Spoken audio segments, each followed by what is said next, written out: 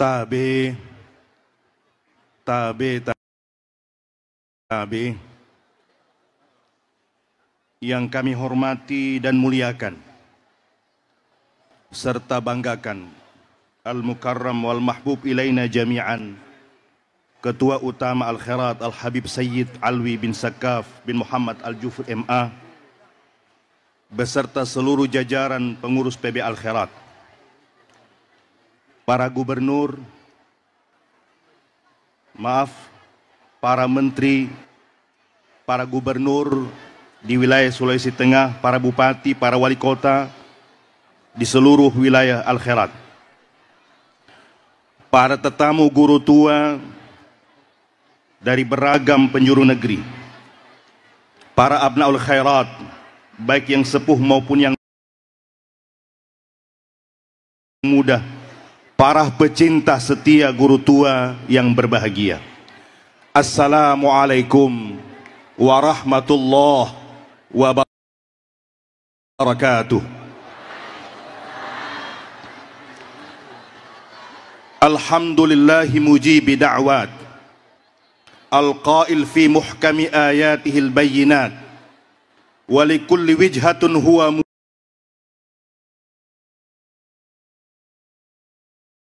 muwalliha fastabiqul khairat. Ashhadu an la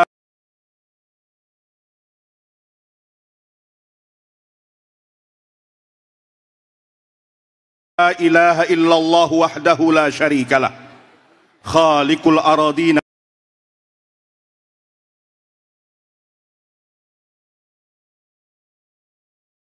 was samawat, wa ashhadu anna sayyidana wa maulana Muhammad abdullahi wa rasuluh, khairul khalqi wa jami'il bariyat,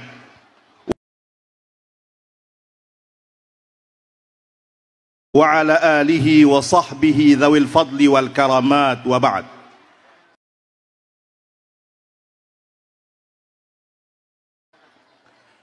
Guru tua, itulah julukan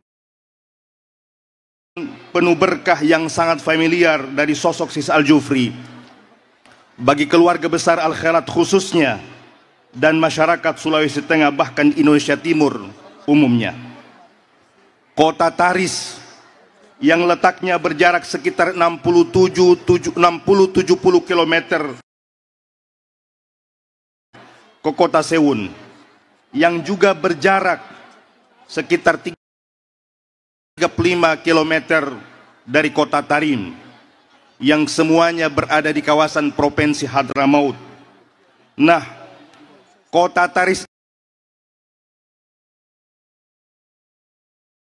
inilah ditakdirkan menjadi tempat kelahiran Sis Al-Jufri pada hari Senin 14 Sya'ban 1309 Hijriah, bertepatan 13 Maret 1892 Masehi. Beliau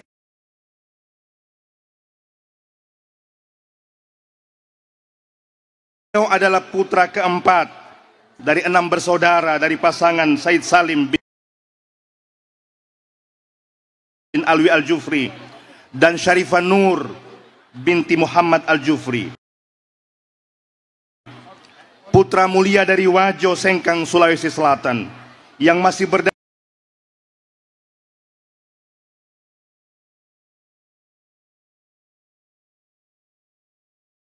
Bugis berkaitan dengan Arung Matoa, Raja Wajo Sengkang. Sosok Said Idrus adalah seorang ulama besar, cendekiawan, dan juga pemimpin yang sederhana, berwibawa, dan karismatik, juga penuh sifat kedermawanan.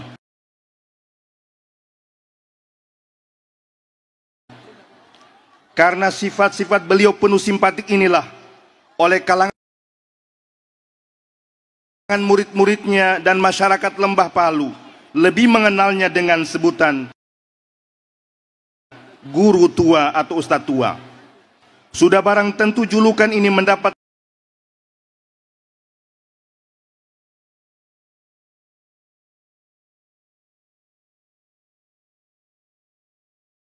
tempat di hati beliau, sekaligus bertujuan agar masyarakat lebih merasa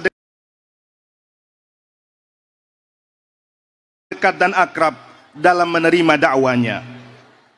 Setelah menjalani skenario kehidupan yang syarat perjuangan demi perjuangan penuh keberkahan,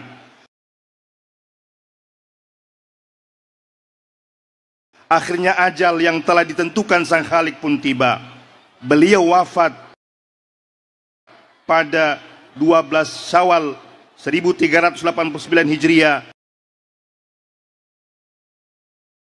atau bertepatan tanggal 22 Desember 1969 di Palu, Sulawesi Tengah, tepat di usia beliau 80 tahun dalam hitungan Hijriah atau 77 tahun hitungan Masehi. Para abdaun khairat yang penuh bahagia, peran sang ayah Said Salim peletak dasar didikan kepada Said Idrus bin Salim. Said Idrus diasuh dan dididik langsung oleh ayah kandungnya sendiri. Sang ayah adalah sosok ulama besar, penuh karisma dan wibawa di Hadramaut. Dalam penuntutannya, sang anak dikenal sangat tekun dan rajin belajar, serta cermat mengatur dan mengisi waktunya. Maka tidaklah heran di usia muda beliau telah mendapatkan kepercayaan menjadi sekretaris mufti, mendampingi sang ayah Said Salim selaku mufti di Hadramaut. Namun kehendak Allah berkata lain. Di usia menginjak 18 tahun sang ayah tercinta pendidik sejati meninggal dunia. Sepeninggal sang ayah tercinta, beliau juga harus melanjutkan estafeta amanah dari sang ayah Said Salim mengelola dan memimpin lembaga pendidikan bernama Al-Khairat di Taris Hadramaut, yang di kemudian hari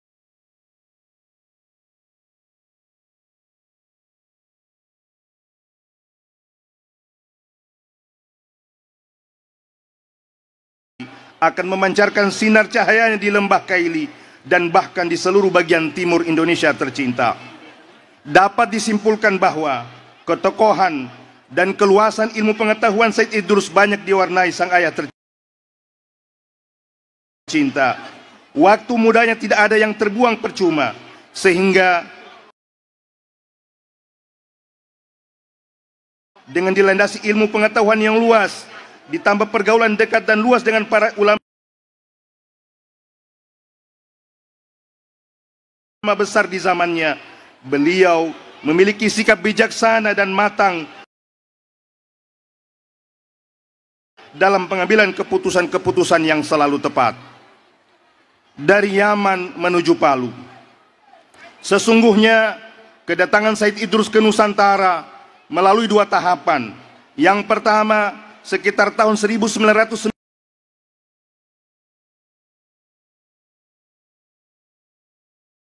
di usia 17 tahun bersama sang ayah tercinta dalam rangka mengunjungi keluarga yang ada di Jawa dan Sulawesi.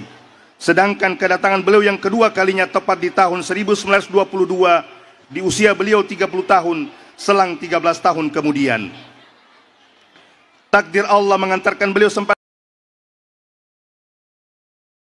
tinggal di Batavia, Jakarta untuk beberapa waktu. Lalu kemudian pindah ke Pekalongan. Setelahnya pindah ke Jombang, Jawa Timur, dan bermukim di sana sekitar 2 tahun lamanya. Disinilah beliau berkesempatan bertemu dengan sosok pendiri NU, Hadratus Syekh Hashim Asy'ari, yang notabene memiliki pula garis keturunan tersambung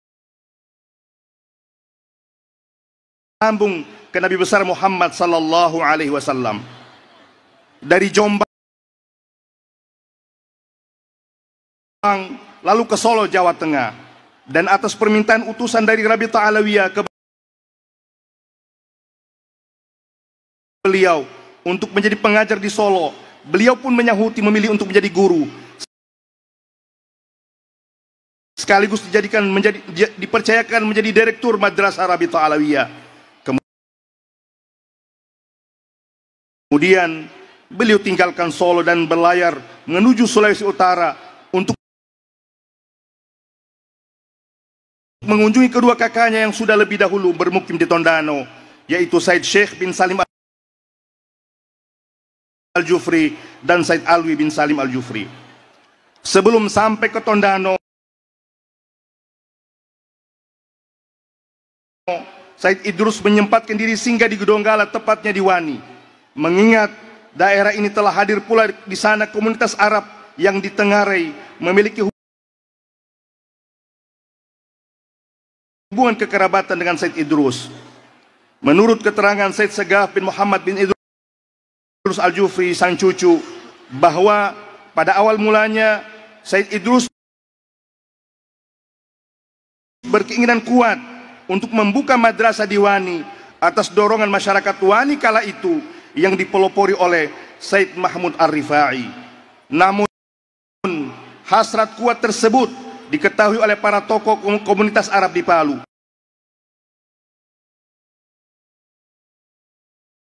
Saat itu pula rombongan dari Palu menjumpai Said Idrus di Wani.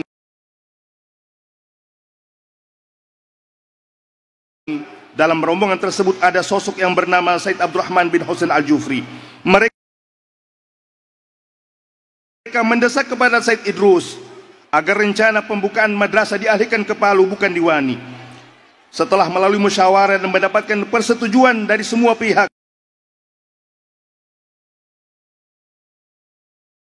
dialihkanlah semua aset madrasah termasuk murid-muridnya ke Palu. Dan ternyata di Palu pun telah disediakan ruangan darurat dari tokoh milik Haji Quraisy di Kampung Ujuna. Tidak berapa lama lalu berpindah ke rumah almarhum Haji Deng Maroca di Kampung Baru, dan sosok Deng Maroca ini masih memiliki hubungan kekerabatan dengan Raja Palu. Para abnaul khairat yang penuh bahagia, sekilas Palu sebelum kedatangan Said Idrus bin Salim Al-Jufri.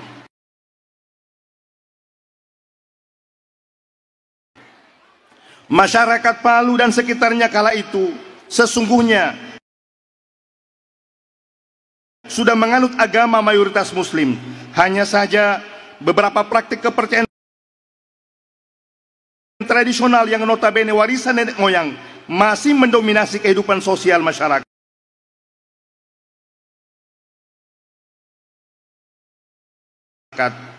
Tradisi-tradisi yang marak saat itu dilandasi kepercayaan dan keyakinan dari masyarakat lokal. Itulah sekilas kondisi masyarakat Palu dan sekitarnya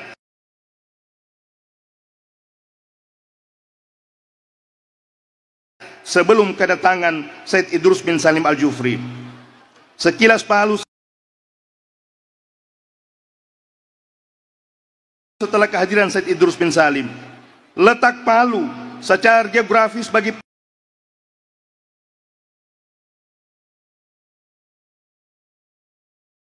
yang mencermati dengan seksama akan merasa dan berdecak kagum dengan estetikanya.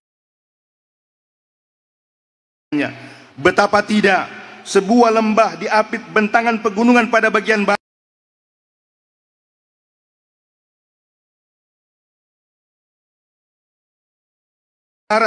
timur dan selatannya, serta hamparan mulut Teluk Palu pada bagian utaranya.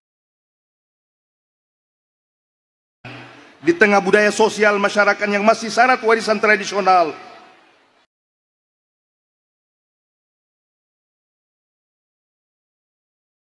di saat itulah guru tua di Palu dan kedatangan beliau serta hadir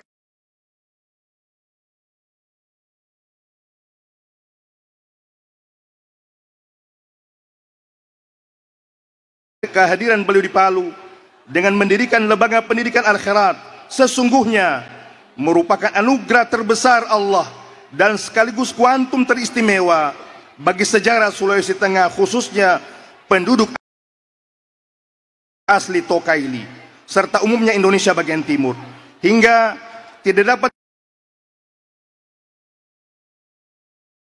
dipungkiri bahwa fajar baru yang cahayanya terang benderang menyinari kota Palu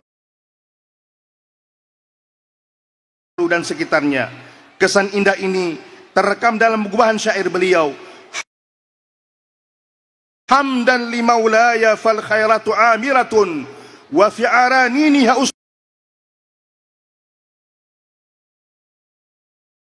usdun wa ashbalu. Segala puji bagi Tuhanku karena al-khairat menjadi semarak, di halaman-halamannya terdapat para pemberani dan penerusnya.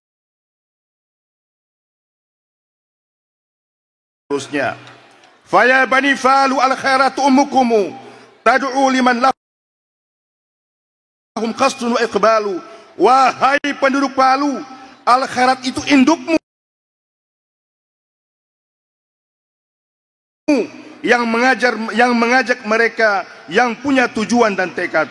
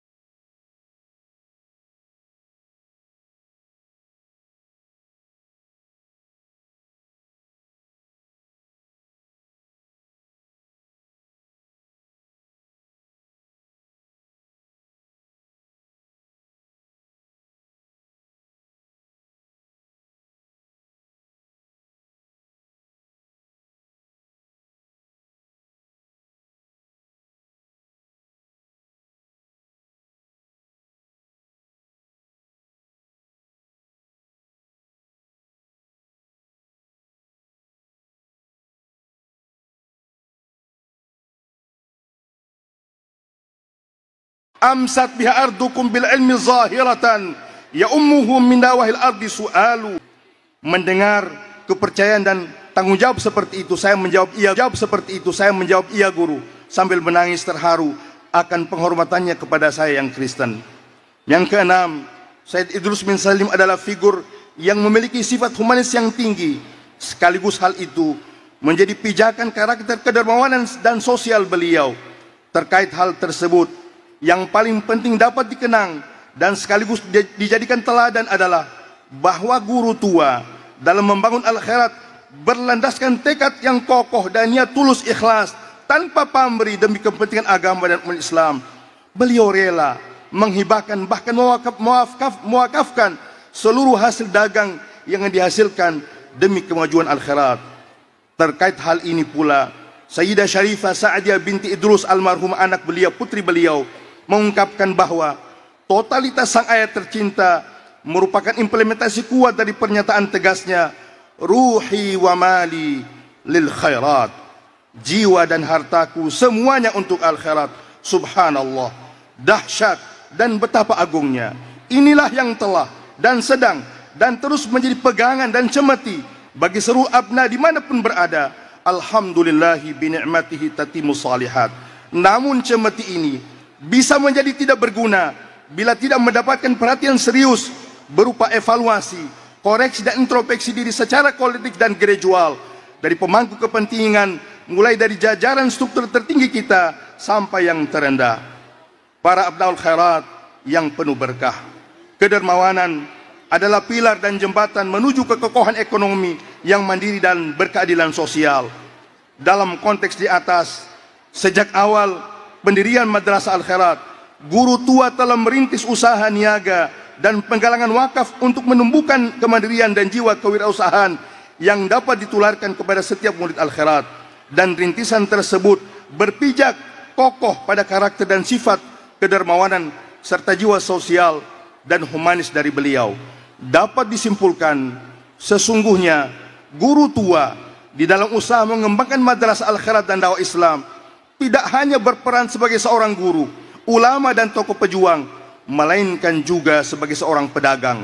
Sudah barang tentu hal ini merupakan pengejawantahan tradisi yang diwariskan dari kebiasaan Nabi Muhammad sallallahu alaihi wasallam, yaitu berdakwah dan berdagang. Cetak biru perjuangan guru tua tersebut dapat dipandang sebagai gerakan pemberdayaan real yang menciptakan etos perubahan yang luar biasa. Dengan penuh keyakinan yang kuat kita deklarasikan bahwa kalau di masa sulit saja seorang guru tua dapat menggerakkan dan meyakinkan orang untuk mewakafkan tanah, harta benda, waktu dan tenaganya untuk memberdayakan diri dan lingkungannya, tentu di zaman kita suasana merdeka sepenuhnya seperti sekarang, dengan semangat kebersamaan dan kepedulian sesama, akan lebih banyak lagi apa yang bisa dihasilkan bagi rakyat Indonesia, khususnya di kawasan timur Indonesia. Para abnaul khairat yang penuh bahagia, guru tua dan qadhiyah Palestina, Allah Maha berkehendak pada momentum haul ke-57 kali ini, situasi dan kondisi global dunia, utamanya qadhiyah tirani Yahudi Israel Zionis terhadap bangsa Palestina, masih terus membara.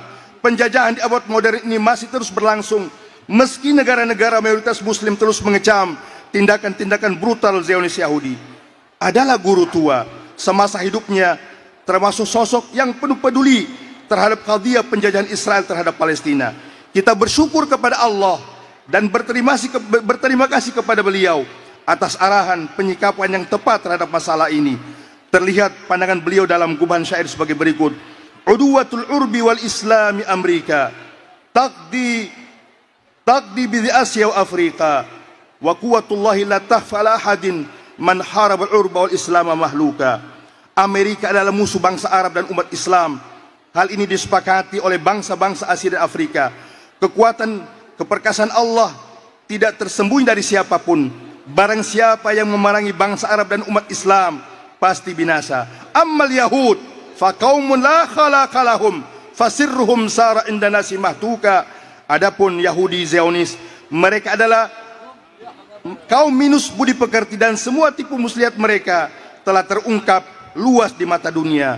Ya Masjidal Quds ja'an nasru mubtadira fal muslimuna jami'an fi masaika.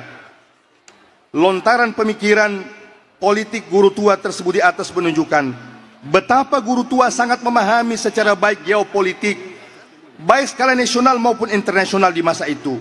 Menurutnya, musuh bangsa Arab dan Islam adalah Amerika bersama sekutu-sekutunya, seperti terbaca pada awal syair di atas. Amerika lah yang berada di balik perang antar Israel dan Palestina, dan yang menggerakkan Amerika yang sesungguhnya adalah bangsa Yahudi Zionis.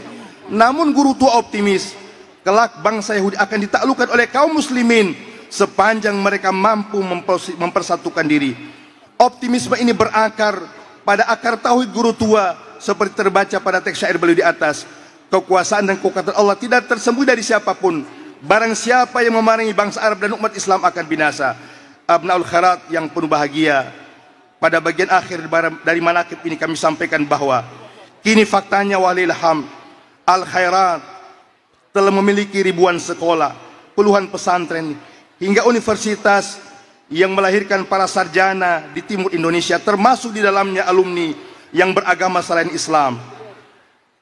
Di belakang angka-angka itu ada jejak-jejak guru tua yang berjalan dari desa ke desa, mengajar dan merangkul. Beliau tidak pernah memaksa orang menjadi muridnya, tapi mereka datang karena di dalam dirinya terdapat kekuatan cahaya ilahi. Indonesia, lebih khusus kawasan timurnya dan lebih istimewa lembah Kailinya, dipilih menjadi ladang awal-awalnya. Beliau tanamkan ilmu dengan benih kesabaran. Ia bangun sistem pendidikan dengan kepemimpinan yang bersandar pada cinta, bukan ambisi. Ia sabar dalam kemiskinan, ia gigih dalam keterasingan, ia teguh. Bahkan ketika pemerintah pernah satu waktu menolaknya menjadi pahlawan nasional hanya karena ia belum menjadi warga negara Indonesia. Namun sejarah bukan selalu semata-mata soal pengakuan negara. Ia juga merupakan soal gema dan gelora dalam hati rakyat seluruhnya, dan di hati mereka yang merasakan manfaat dari al-khairat, dari sekolah-sekolah yang ia dirikan, dari doa-doa yang ia ajarkan. Guru tua sudah lebih menjadi pahlawan. Di akhir hayatnya, beliau bukan hanya sekadar menyisakan lembaga pendidikan, tapi juga mewarisi cara hidup untuk mencintai dengan sabar, untuk berjuang dalam diam, dan untuk percaya bahwa satu langkah kecil bisa mengubah nasib sebuah generasi. Tahun ini, tahun 2025, adalah tahun ke-57 dari haul sang guru tua. Sementara usia karya monumental beliau al-khairat sudah berusia 95 tahun, ini berarti tersisa 5 tahun lagi al-khairat menuju genap 1 abad. Momen sahabat tersebut menandakan bahwa guru tua telah berkhidmat untuk agama, umat, negeri dan bangsa Indonesia di Indonesia, terutama dalam bidang pendidikan, dakwah dan sosial sudah hampir 100 tahun lamanya. Hal ini membuktikan bagaimana keulamaan dan ketokohan guru tua dalam upayanya membangun, mendidik pribadi dan menyentuhkan masyarakat dari berbagai kampung dan daerah guna mencerdasakan umat, masyarakat dan bangsa khususnya di kawasan timur Indonesia. Maka ketika muncul seseorang yang menghina dan melecehkan sosok guru tua dengan kepohannya, sesungguhnya yang dirusak bukan hanya reputasi, tapi kepercayaan panjang yang dirawat dari generasi ke generasi. Yang terusik bukan hanya keluarganya, bukan pula hanya murid-muridnya. Sungguh yang terusik adalah memori kolektif kita tentang kemuliaan. Yang retak adalah kesantunan publik yang selama ini dirajut penuh kesabaran dan keyakinan. Maka upaya peradilan terhadap penghina barangkali bukan soal balas dendam. Dianya mungkin sebentuk ikhtiar menyusun ulang keseimbangan yang telah terganggu. Juga sebentuk pengingat bahwa kita masih punya cara dalam menyembuhkan luka dengan adab, bukan kebencian, apalagi dendam. Sementara itu, kita semua yang membaca dengan penuh simak, menyaksikan penuh khusyuk lagi hikmat, mengomentari sambil penuh harap kebaikan, perlu kembali bertanya, apa yang kita sudah warisi dari sang guru tua? Jika bukan ilmu, setidaknya adab, ya adab bagi semua tanpa kecuali. Mari bersama kita camkan dalam hati sanubari terdalam bahwa guru tua adalah seorang pemimpin pencerah bagi semua kalangan, teladan kedermawanan, sosok pahlawan tanpa tanda jasa yang kita simpan dalam sebuah catatan emas perenungan kita. Akhirnya, perkenankan saya berterima kasih dan penghargaan yang setinggi-tingginya atas kesempatan yang sangat berharga ini. Mohon maaf atas segala hal yang kurang berkenan. Taqabbalallahu minna wa minkum taqabbal ya karim minal a'idin wal faidin. Wallahul musta'an wa alaihi tuqlan. Wassalamu alaikum warahmatullahi wabarakatuh.